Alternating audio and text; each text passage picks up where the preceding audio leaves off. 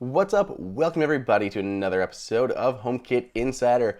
You've got me, Andrew O'Hara, here with my pal and the world's largest collector of misshapen animal crackers, Stephen Robles. And man, as a fan, I love your Inside Out circus mouse. That is my favorite one of your animal crackers. It rates right up there with the upside down airplane stamp. I mean, it's been at convention centers, shows. It's pretty wild. So maybe one day, I'll show it here on the show. We'll see. Maybe we'll be that lucky one day. But Andrew, this is the last episode of 2021. I think we should, thank you to all the listeners who have supported us through this year. The show has grown over the last year. The YouTube channel, of course, largely motivated by the glitter beard. That's at 1,000+ subscribers. And so thank you, listeners. It's an awesome community, some of the most active people on Twitter and stuff. So thank you for an awesome year, listeners. Just want to say that. I know. Our Stephen and I's podcast on goat herding, it does not get nearly as much engagement as our HomeKit one does. So it's pretty awesome to actually hear things and get listener questions and everything like that. That's right. I think the goat herders, they just don't have the podcast apps. I think we need to have a tutorial. Help them figure out. Maybe it's like a cellular signal issue. It's just not. Maybe our audience literally is just like disconnected. That's why no one's listened to it. That's right. They need the satellite iPhone 14 so they can hear it. But anyway, it's amazing. We still have news here right at the last part of the year, and so let's hit it. First of all, this is rumored. Maybe this will be the first Apple HomeKey smart lock. David sent this to me in an email. I've been seeing it all over, and it is the Schlage Encode Plus. Now, it is not confirmed whether it will support the Apple HomeKey, but it has NFC and Thread and all that, and so it looks like this could be the first one. It's based on Home Depot listings. They were on the Home Depot website, and then it was removed. But, I mean, this looks like a cool lock. It looks like it will have a keypad in addition to being able to use your smart device. We've talked about the nice convenience of having that keypad, but this could be the first one. The first HomeKey smart lock after, they announced it, at WWDC, so maybe 7 or 8 months later. But, yeah. That'd be great. Personally, if this is the first lock that sports HomeKey, I'm going to be so disappointed. Like, so disappointed. Because it's a Schlage. Nothing against Schlage, but the lock itself just looks... Man. It looks like your kind of typical, I just bought this smart lock at Home Depot kind of thing. It doesn't look refined. I don't know. No. Seriously, I thought we were going to see August and Level and some of the big players in the HomeKit space as the ones to introduce the first HomeKey lock. And especially with a new feature like this, Apple usually chooses somebody that they're going to want to feature. Like with the first HomeKit secure video doorbell with Logitech, they worked real tight with Logitech to create that all-in-one perfect solution, their ideal version of this, because they want to get their ideal version of it out of how simple it is to set up and use. Right. And there's nothing wrong with Schlage, but they're not really in the connected space. We don't talk about them frequently on this show. No. And the product isn't very Apple-esque. It looks more like your traditional keypad lock. Yeah, so I'm a little disappointed if that's what we're going to see. I thought we'd see a flagship device launch. Sure. Well, speaking of which, Aqara has some new products coming out, and one of the rumors, or at least this has actually been, let me read this carefully because I want to make sure this is right, that Aqara has that lock that's coming out. It's the A100 smart lock. We had talked about it on a previous episode. It looks like from the future. It's a very tall, skinny thing. The A100.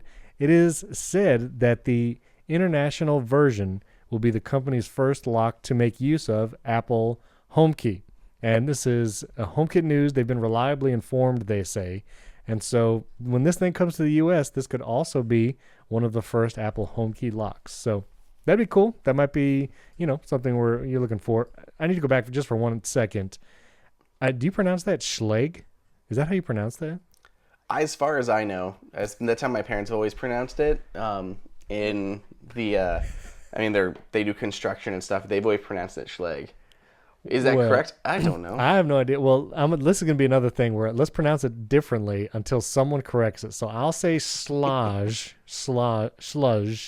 and you say Schlage, and we'll see what happens. Tomato, tomato. Potato, potato. Anyway, back to Aqara. They actually have some other devices coming out. This thing looks wild. It is a Skylight. They're calling it the Light Art Skylight H1. This actually will be a HomeKit device, and it is something that will look like a skylight, but is actually LED lighting that will make it look like you're looking out to the sky. And so I guess if you live in a bunker and you want to have some skylight looking things, or, just a normal house, but you want to have something that looks like a skylight, apparently this panel is going to do it. It's a full scale LED light replicating daylight. They have a clear blue sky effect. So, and supposedly we'll have HomeKit. Pretty wild. Aqara is making some wild stuff. And they also might be releasing their first HomeKit thermostat. They're calling it their S3. And so these will, again, probably be coming to the US. And Aqara has really just been cranking it out. They got a bunch of devices coming out soon. So those look cool. That skylight looks wild. Yeah, that looks pretty crazy. Like, it's got like a depth effect going on. I can't tell if it's actually recessed into the ceiling. Like, do you have to cut that out? Like, is it actual recessed lighting? I don't know. It looks wild. It looks like it. Aqara, if you Unless it's just more of a trick effect to give you like a extra inner white border. I don't know. It looks recessed. Yeah. Aqara, if you're listening, you should send us a couple of these. I'd like to try it out. I want to see what this thing's about. Okay.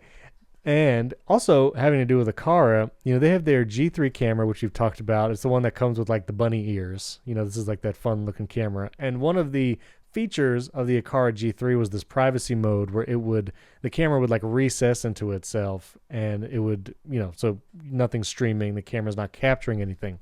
Well, there were some issues with that, especially trying to do that from the Home app, but they released a new firmware for the G3 camera. It's version 3.3.4, and there's now in the Home app a control that says off, and if you hit that control for this camera, it'll do that recess thing. The camera will tilt away and it won't be able to look at anything. So that's pretty cool. And I like that as a privacy feature. Some of the older, I think it was a Eufy camera and the Logitech Circle View, they basically say, you just tilt it down and then, it's just looking down at the floor or at its own stand, and that's the method. But I like this automated thing where you can just tell it to, go away. Absolutely. That's cool. I like that because we talked about it on the show is I couldn't get it to switch into that privacy mode. Like, I just started playing around with it, and like, how I put it into privacy mode and like wasn't doing it. I guess you do it in like 2 places to get it to work, but this much easier. I got to go try this. Much better. More better, as they say. All right. As they say. As they say. The goat herders. Last piece of news. More light strips are now out from 2 brands that you should recognize, Yeelight and VocalLink. They have 2 new light strips. They are HomeKit compatible. You can get the VocalLink LS3 on Amazon. That's $46. And then the Yeelight light strip is available directly from Yeelight for starting at $52. So if you like light strips, you want some more options out there, there you go. They're available. You can buy them right now. Notably, both of these are multicolored light strips, Yes. like multiple addressable zones. Correct. So that is what differentiate these from their previous offerings. That's correct. Man, I just pasted this Amazon link in notes, and it is 3 days long. Amazon, what are you doing? What are you doing? What are you doing? All right. Yeah, so that's the news. Now, you have some follow-up about some stuff. So why don't you hit me with your follow-up, Andrew? Yeah, man, we got some follow-ups here. 2 of them. First, on the Logitech doorbell, we recommend doorbells, and we talked about the overheating issues that we had been hearing from Logitech owners. And I have gotten 2 or 3 responses from folks who say that they have not had the overheating issues in a while. Okay. Which I thought was really good. So basically they said it just has not been happening to them recently. So I don't know if Logitech was able to figure things out with the firmware updates. We have seen some firmware updates come out to the camera or the device itself. So maybe we're not having as many issues as we had before. So if you have Logitech Circle View Video Doorbell and you're still having overheating issues, let us know. We want to make sure we're recommending the right stuff. And we wanted to make sure we acknowledge the fact that we had heard all those overheating reports, and now we're getting the opposite. So I want to make sure we know what's going on. Personally, on mine, it is in the back right now of my house, and it is not in direct sunlight. So I have not had any overheating issues at all, but I never did. So I cannot say, and even on my front, the front of my house, we have a porch, so it's in the shade. So I've never had any heating issues with this, no matter where it was mounted. But I just didn't have a good spot that I could actually wire it to make it work. So I am definitely interested in any follow-up from anybody else who's been kind of using it and seeing what's going on. Gotcha. Okay. Well, I'm considering maybe I'll get one of these if I don't buy the Robin Pro line $1,000 lock. I don't know, but yeah, let us know, listeners. And then more Eve button follow-up. Andrew, this Eve button has made it into like 4 weeks of shows. What is going on with the Eve button? Okay, so we talked about it a couple times now. Yes. Right? It's been at least twice. We've talked about it was breaking your home. For anyone who missed the previous stuff.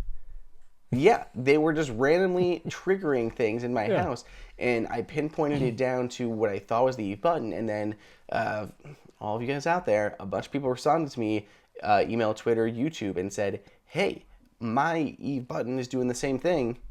What the heck? Mm-hmm. So, as I do, I reached out to Eve, and it took a little while to get a response, but I have a response, and I now have the full technical breakdown on what is happening and what fixes are in store.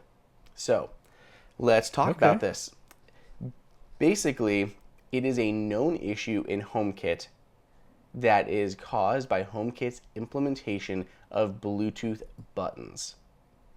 So, any other button connecting a different way would maybe not have the same issues, like Thread, but Bluetooth buttons are having this issue, or at least some Bluetooth buttons are having this issue. And the issue's been reported to Apple, and they expect that HomeKit will get an update that will enable manufacturers to fix this issue. And they hope that it's going to arrive in a 15-point-something update. So they're hoping that we're going to see a fix before iOS 16 drops in like September, which would, be nice if it didn't take another 9 months to come around. The part that's what's happening here is you're pressing a button to turn off your lights, right? That button command is then getting sent out, and when you have like multiple home hubs, it is like going to one home hub is running it, or even same home hub possibly, but it's running it, and then it doesn't get a confirmation back that it was like completed, and then randomly at some point else in the future, a home hub will then run the automation again because it's like, oh, I got this button request sitting here, and it doesn't look like it was ever completed, so I'm just going to go ahead and run that again.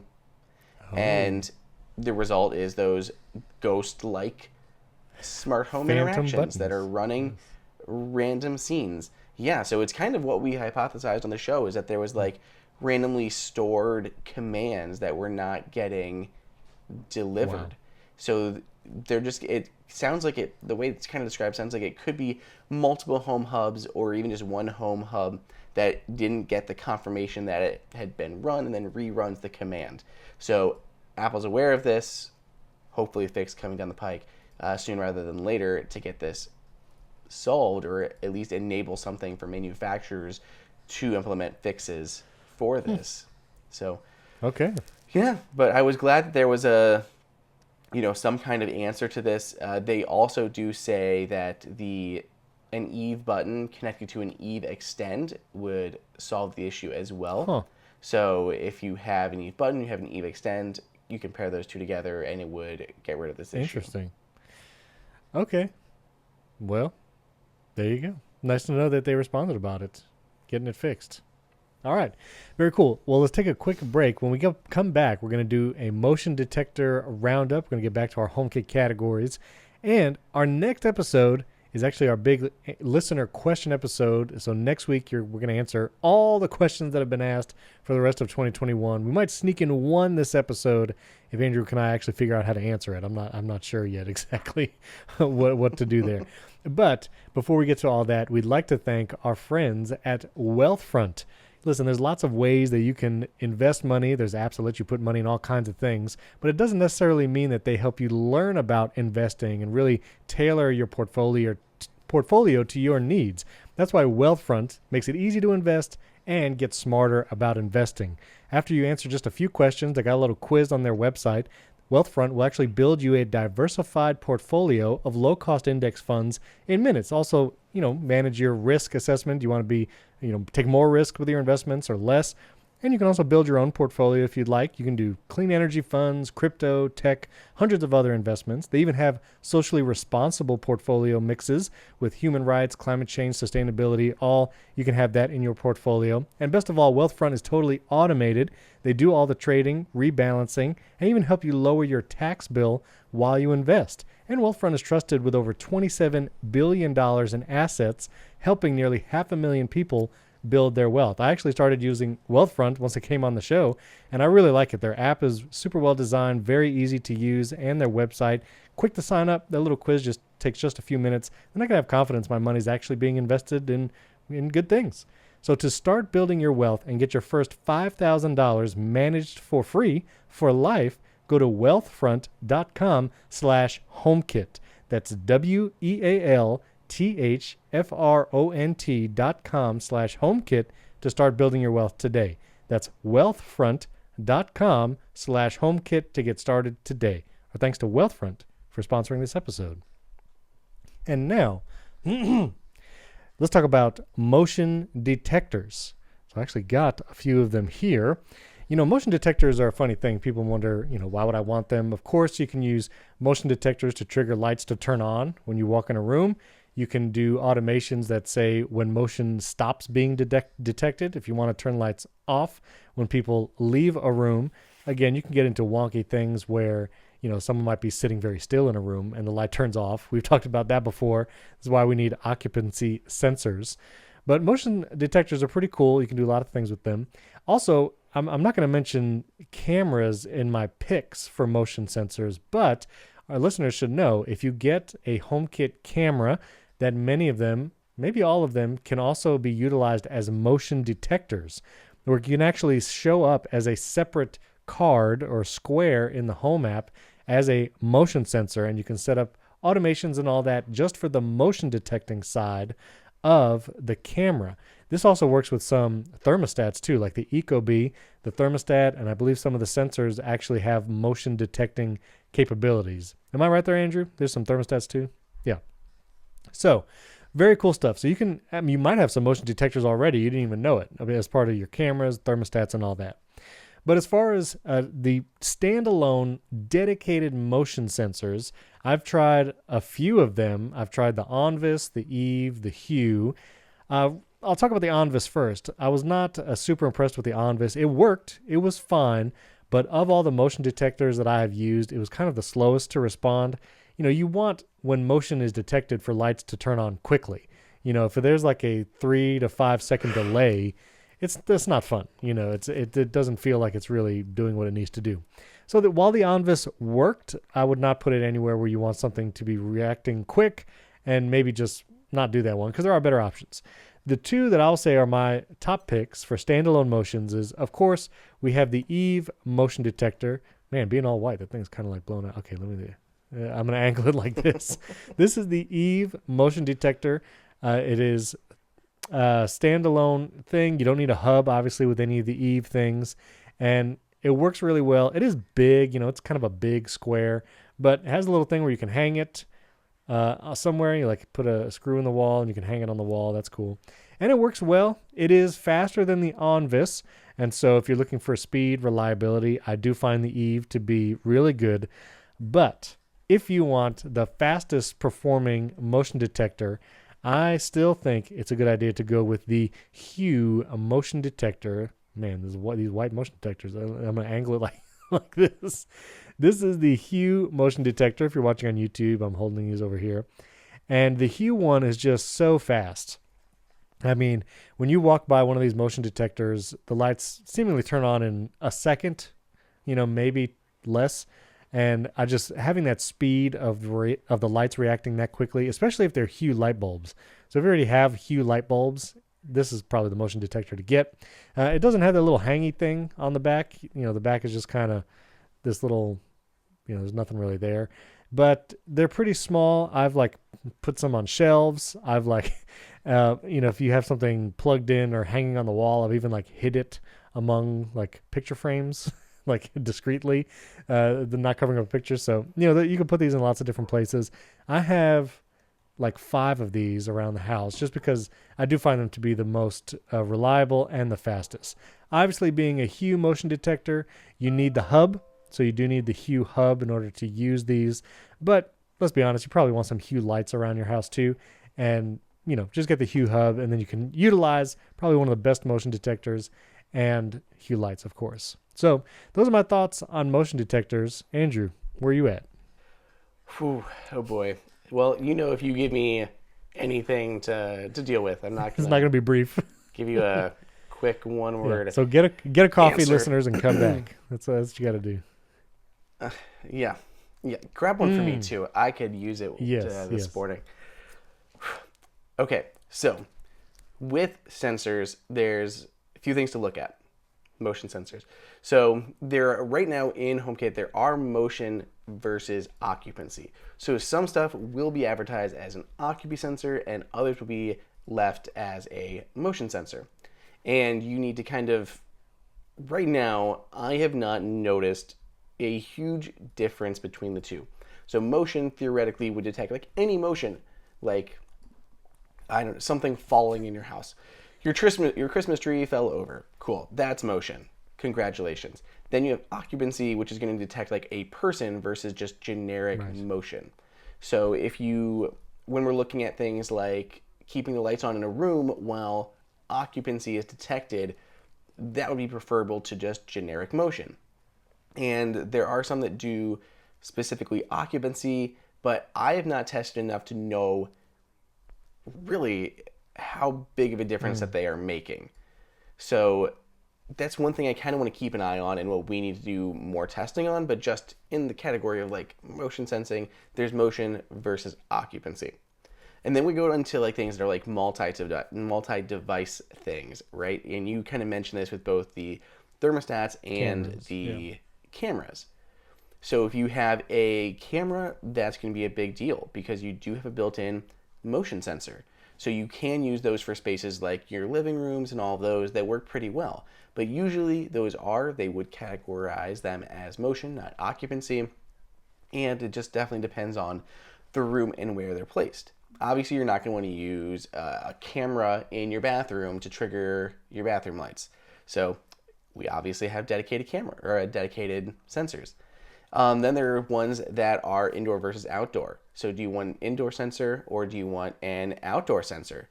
So that's going to make a big deal. So if you're looking at the outside space, we can knock this off the list right now. You get 2 options. You get whatever camera you have outdoors, whether it's a doorbell camera or a dedicated security camera, or you have the Hue sensor. That Hue makes the only outdoor motion sensor compatible with HomeKit. So other than cameras. So if you need an outdoor one, Hue's what you got. When you go back indoors, you still have some more options.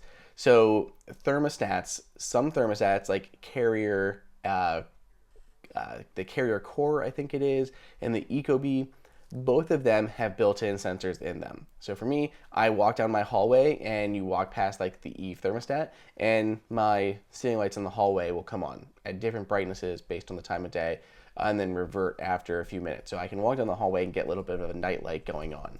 So if you have a smart thermostat around, you likely have a motion sensor in there if it is one of those models. But then those thermostats also kind of act as a hub for other devices. So let's talk about hubs. There are some motion sensors that require a hub to operate. So the big ones are going to be the Hue. The Hue indoor sensor does require a hub. The Hue outdoor one requires a hub. The Aqara model that I've used, it requires the Aqara hub. The Abode one, there's a couple different abodes. I think there's a regular Abode sensor. Then there's like the keypad that also has an occupancy sensor in it. Both of those require an Aqara hub to use, like the Iota.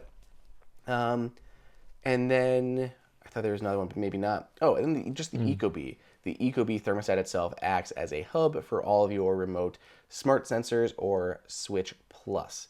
So if you want or don't want a hub, you can take that into consideration. And it may just be built around what you already have in your house. If you already have your Ecobee, oh, I can just add some smart sensors to that, and boom, I've got additional motion sensors in the house. Or if you already have Hue lights or the Aqara system, anything like that, you can build out a little bit more.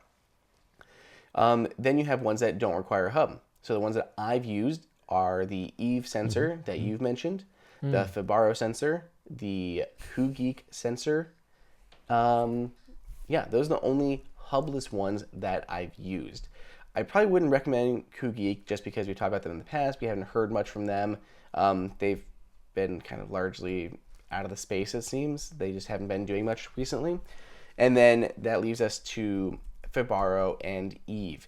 And unfortunately, it's a bit of a toss-up. I would actually lean towards the Fibaro one right now, which looks like a little eyeball. It So looks like creepy. an eyeball, man. So creepy. And it does have a little plastic mount that you can, it's round, and there's a little mount you can screw into the wall or the ceiling, anything like that, and you can twist the eyeball around so it's facing the right way so it can weird. see you. So weird. Okay. I didn't design it, but that is what it looks like. It looks It's like glow. like It's like an a eyeball. glowing blue too. It's like a glowing blue eye. Amazing. Yeah. So the reason that I would choose the Fibaro to recommend over Eve, which actually is a little unfortunate because the Fibaro one's fairly expensive. Eve's not cheap either, but the Eve one, it's older at this point. Yeah. It still works fine, but it's been around. It was one of like the first products that they came out with. And I think they technically did do a second gen refresh, but I don't even think it really changed anything at all. It still uses like AA batteries. It's still very bulky, plain white, just one of the OG Eve products.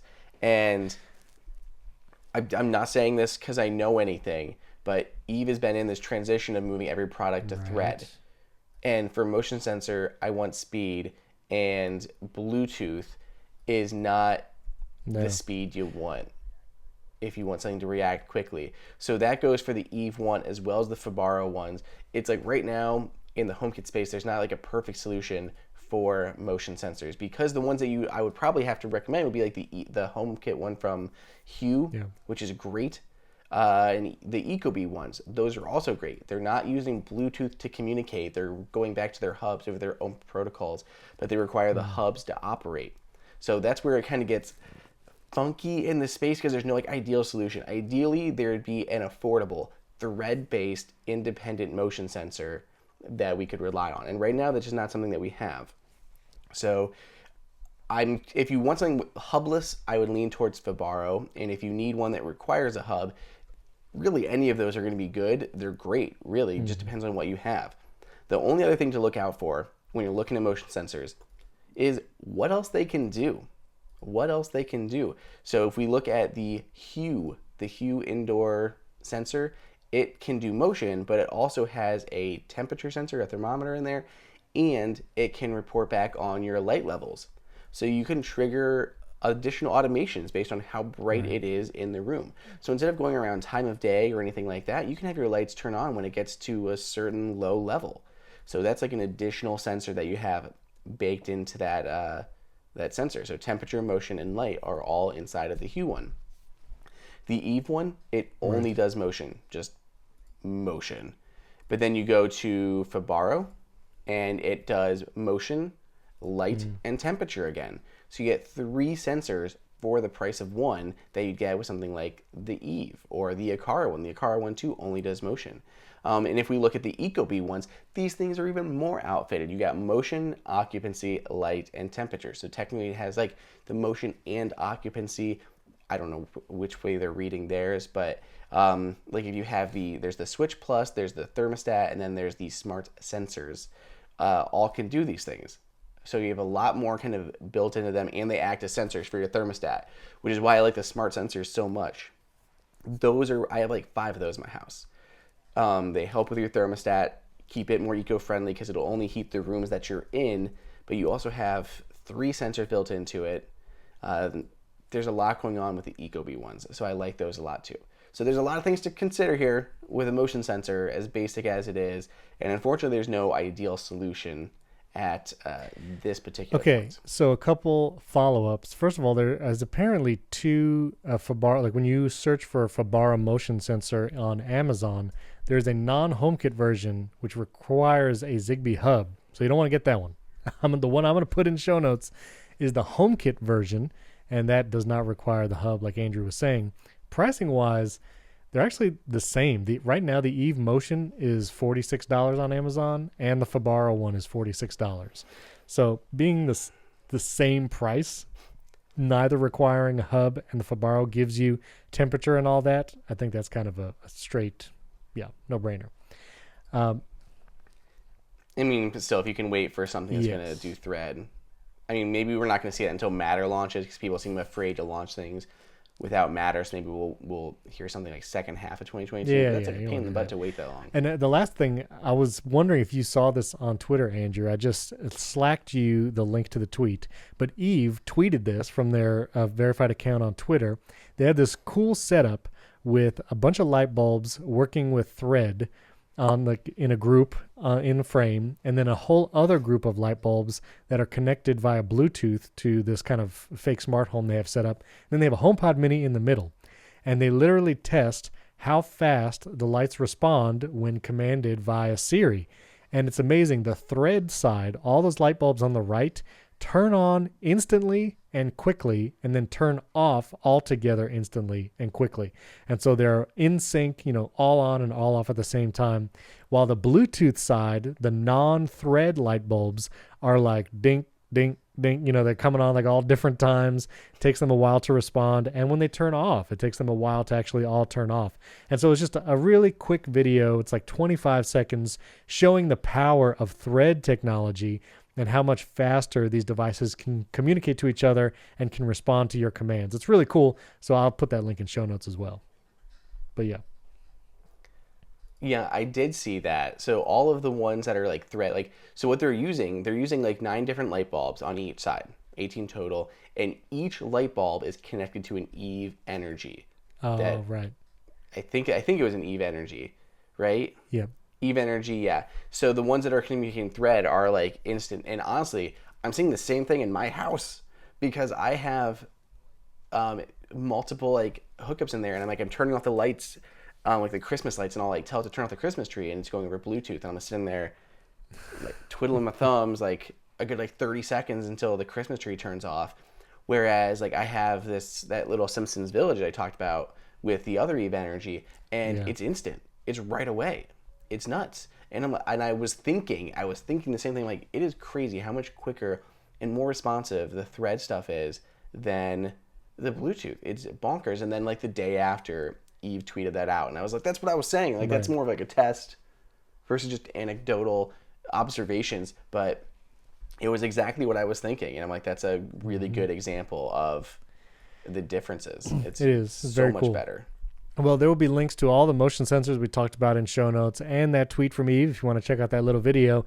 But, Andrew, I think this wraps up 2021. This is it. Final show. Thank you guys again so much. Happy New Year. And Happy New Year to you, Andrew, as this will be right before New Year. And, again, next week. Oh, wait a minute. Do you want to hit that last listener question? I totally forgot. It's up to you. I don't know where I was driving it right off man. a cliff. I don't know what happened. Just kidding. We'll go back. So Robert Campbell, let's do one listener question because if you couldn't tell, we kind of recorded some episodes out of time at the end of the year because we were doing them ahead of time. So we have the massive listener question episode next week in that episode. But Robert Campbell kind of snuck this in, and so we're going to answer them now, coming back to this weekly cadence so we don't have them build up a backlog again. But Robert was asking about wired doorbell HomeKit stuff. Basically, he has a wired doorbell now and a hardwired transformer. I don't know if that means the transformer inside the house, like the thing that makes the noise. I'm not sure what the transformer is. But anyway, he was asking, can I swap the current chime unit with a HomeKit HomeBridge device that's triggerable by an existing button and wiring? I guess so. He's asking is there some HomeKit device he can connect to a current button on the outside of his house? Maybe he doesn't want a doorbell camera, I guess, outside. And for that, I don't know. I'm not sure how to choose that hardwiring. If the question was, can you hardwire a HomeKit doorbell with an existing doorbell wiring? Yes, you can. Like the Logitech Circle View doorbell, you can use low voltage wiring, just swap it out, and you'd be good to go. As far as kind of hacking in a HomeKit solution to just a button or just a doorbell outside to something HomeKit inside, I'm not aware of anything like that. What about you? No, I believe HomeKit, like doorbell is a category in HomeKit. A device could just be a button in HomeKit, but there is nothing on the market yet. We've only got video doorbells, Arlo, Logitech, Netatmo, Robin Pro line, Yobi, but there's no like just dedicated HomeKit button. So your hardware there, Robert, it's fine. Put in a video doorbell and you're good to go. That's all you need to do. All your existing stuff should work. I'm pretty sure they all work with existing chimes. Maybe not the Robin Pro line, since it's PoE. You might need to do some fun stuff if you happen to go that route. But for the more clear choices of what to choose, they all will just work with your existing wiring pretty much. Very easy to install, and they'll work with your existing chimes. Some of them different chime kits. You can go to your home pods and stuff like that too, so you don't have to worry really about your internal chimes. Very cool.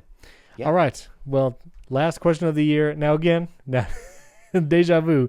Happy New Year to our listeners. Happy New Year to you, Andrew. Thank you everyone for all the support. If you haven't seen my beard glitter video, it's a very epic, dramatic slow-mo of my glitter going into my beard. I just want everybody to see it. I spent some time on that. So do that. Tweet at Andrew and myself. Again, keep sending in the questions as we answer them week to week going forward. And you can give us a 5-star rating. And Apple Podcasts and actually Spotify has started doing ratings as well. And so if you listen to the show in Spotify, I think there's actually a dozen of you. You can give us a 5-star rating in Spotify now as well. And if we don't have 12 reviews by the time the next episode airs, I'm going to be so Oh, mad I thought you were going to say you're going to shave your eyebrows or something. We have listeners asking, what are you going to do when we hit to 2,000 subscribers on YouTube? Just saying, I want to know. I want some ideas. Will you shave half an eyebrow? Maybe, let me try to think. Listeners, we need recommendations here. You got to tweet at Andrew and myself. What should Andrew do when we get to 2,000 subscribers? Maybe not shaving things. Other recommendations. I'm about to say, I love all of your options are attacking my face when my job is being on camera. That is true. We need other recommendations, listeners. Tweet at us. We'd love to hear it. And of course, subscribe. HomeKit, youtube.com/HomeKit Insider. You can subscribe to our YouTube channel there. Happy New Year again. We'll see you next time.